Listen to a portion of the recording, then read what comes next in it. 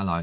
I'm back again for another chat, and hopefully a message of help maybe for people, or something that someone might like find interesting, might find helpful.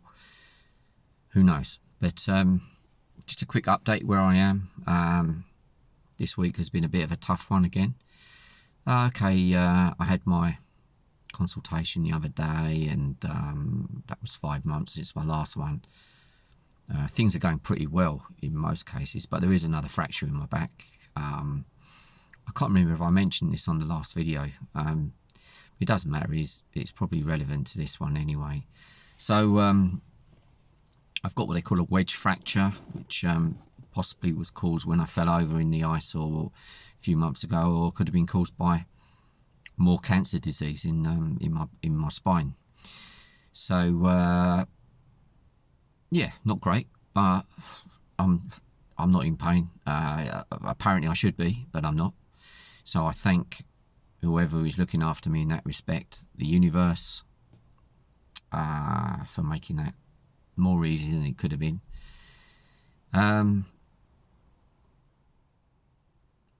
My family had just come back from their skiing holiday a couple of days ago, and the day they get back, our central heating breaks down. And then, just to add insult to it all, the immersion heater packed in as well, so we've got no hot water. We've had no heating since the middle of the week, and for some reason my hot flushes have been getting worse. I did say about sage the other day. It seems to have done an abrupt about turn, and the hot flushes have become more regular and more intense. But I was told that it takes time for this stuff to settle down. So the problem is, I'm going home and I'm either soaking wet with the hot flushes, and then of course I'm in a cold house. We're trying to warm the house up, and it's tough. It's really tough. You know, I didn't need this on top of everything else.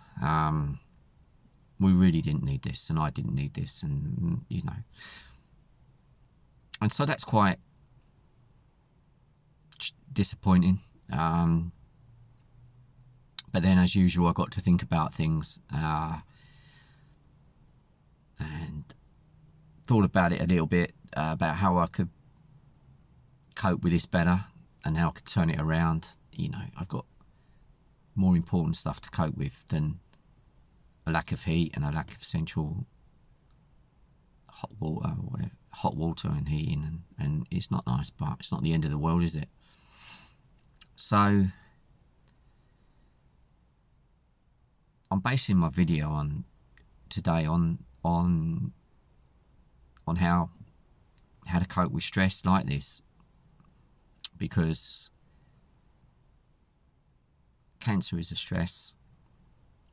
I don't think there's much more that could be really any more stressful in life than cancer. I don't know. There are many stressful situations in life. Having the boiler packed in is one, and having cancer at the same time, perhaps it just adds to it. And then I thought, look, Woody, you could have two people, okay, that both have identical cancer, identical situations, okay, same living conditions, everything the same, work, the whole, just duplicated. And one person will have a much better experience through cancer, and the other one will have an awful experience through cancer, despite the fact they both got exactly the same problem in the same equal measure. And the thing that makes it different is, as I go back to this so many times, and I know it's true, is the way they are processing their difficulty is a good word. The difficulties of their life, the stressors of their life, the way they're processing them internally. And You see, both have got the same external stuff, but one has a different way of approaching it.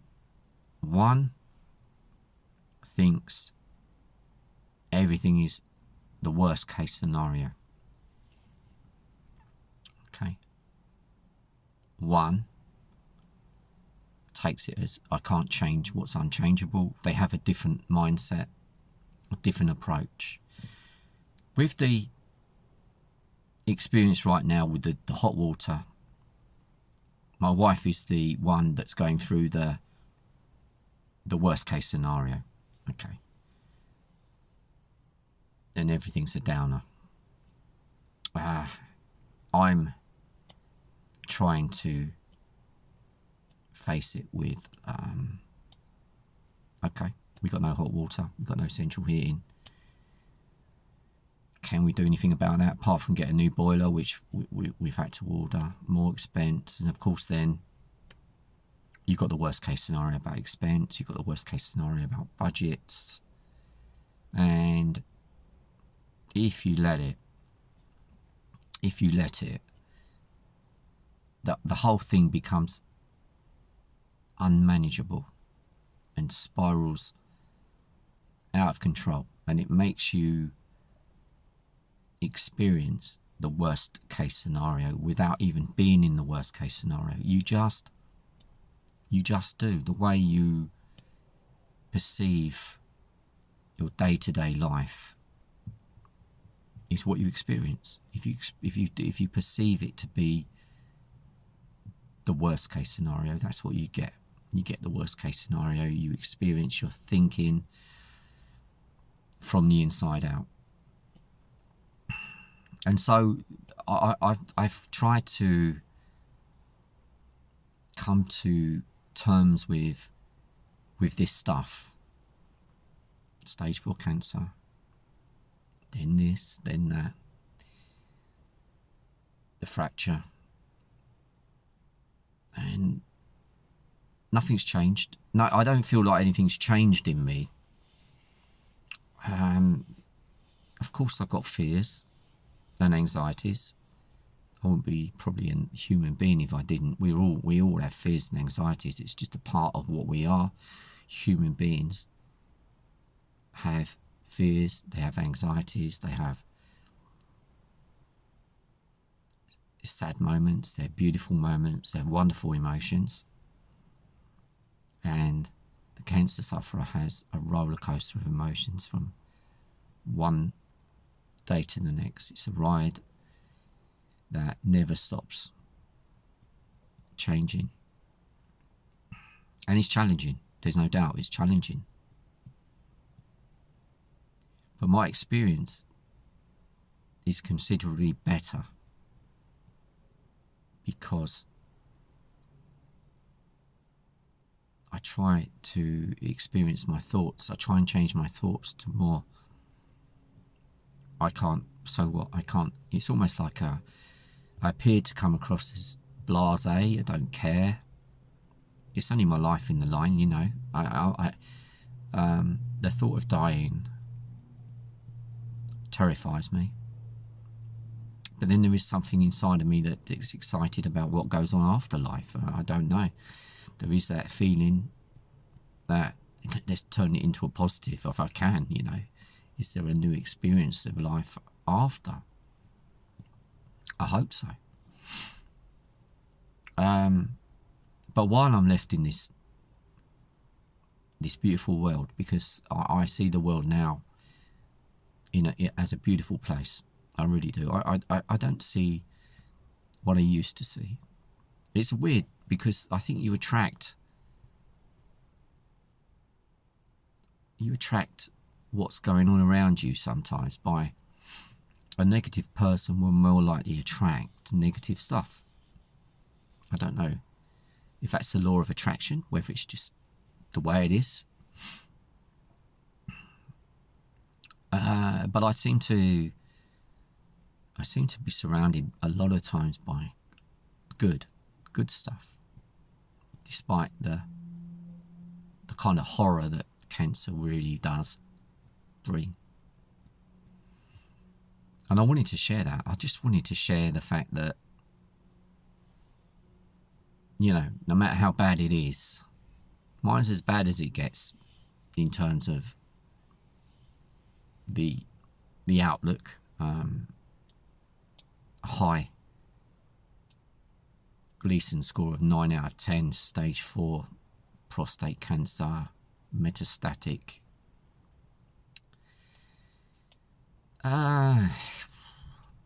So I'm grateful because I'm grateful to be alive. I'm grateful, okay, I have this challenge now with the heating, and I'm smiling my way through it because I can't magically change it. I can't change that. It's not exactly you can get a plumber that comes and fits a boiler the same day. I'm grateful that we have some reserve to be able to pay for it. That's the first thing. I'm really grateful for that.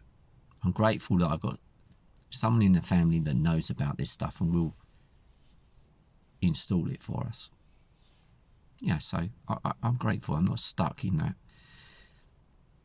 I'm not carrying it. I'm not carrying this baggage around of the worst case scenario. It's an adventure. Okay. You know, the girls are going to bed with hot water bottles. We're wrapping up. We're nice and cozy. And we can try and change it to a little bit of fun. I'm very grateful that the weather is as mild as it's been. It's almost like record mild for February.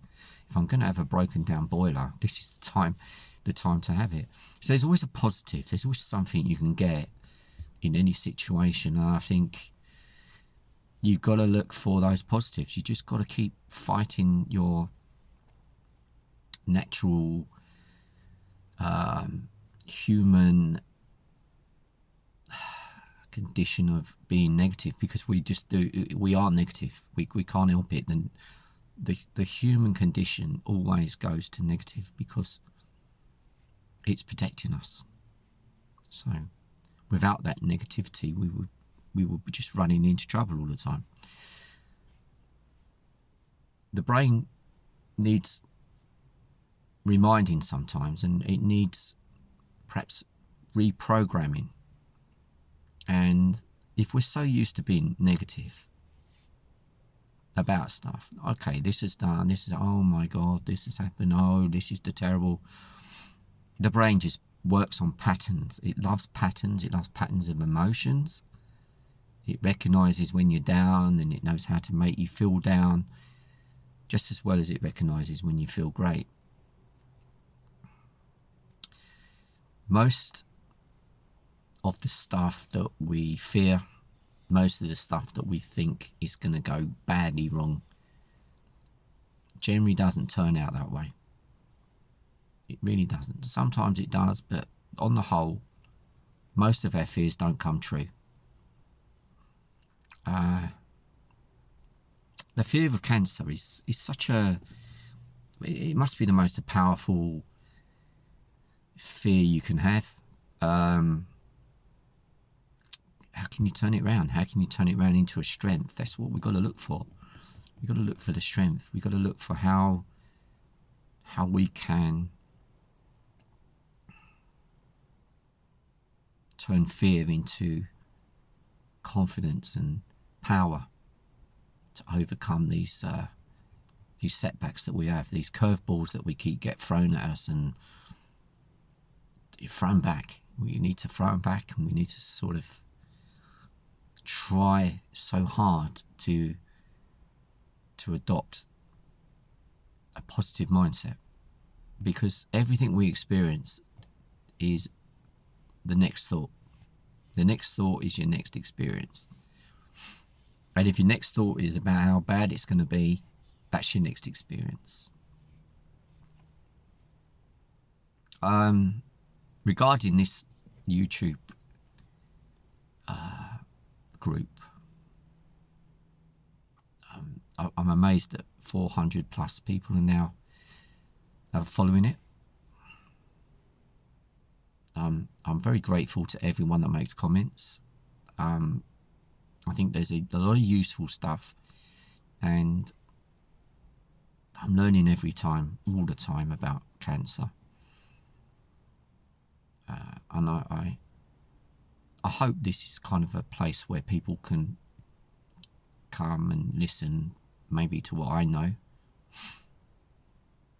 I'm learning about myself, and as I'm learning about myself, I think I can learn to help people to help themselves. I think this is really important. You've got to, at one point, you have to start helping yourself from the inside out.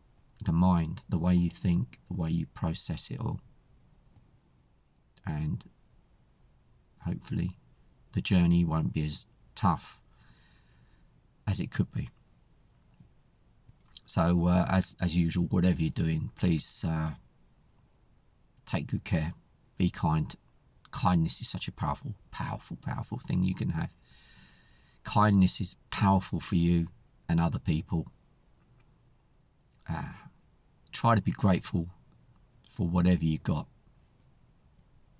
There's so much in my life that I'm grateful for that I used to take for granted. I'm so grateful now. Yeah, and try and keep smiling. And I follow a guy called Thich Nhat Khan, or Thich Nhat Khan. He's a Zen. He was, unfortunately, passed away a little while ago. A Zen Buddhist monk that I've been following him for a couple of years. Now he's making sense. But one of the things, a quote that I read the other day was a little bit about mindfulness, and I just wanted to mention one sentence is, when you breathe in, you smile. It's smiling on the inside. When you breathe out, you relax. Okay, and I'll leave you with that. See if it works, see if it helps. So until next week, take care. Thank you.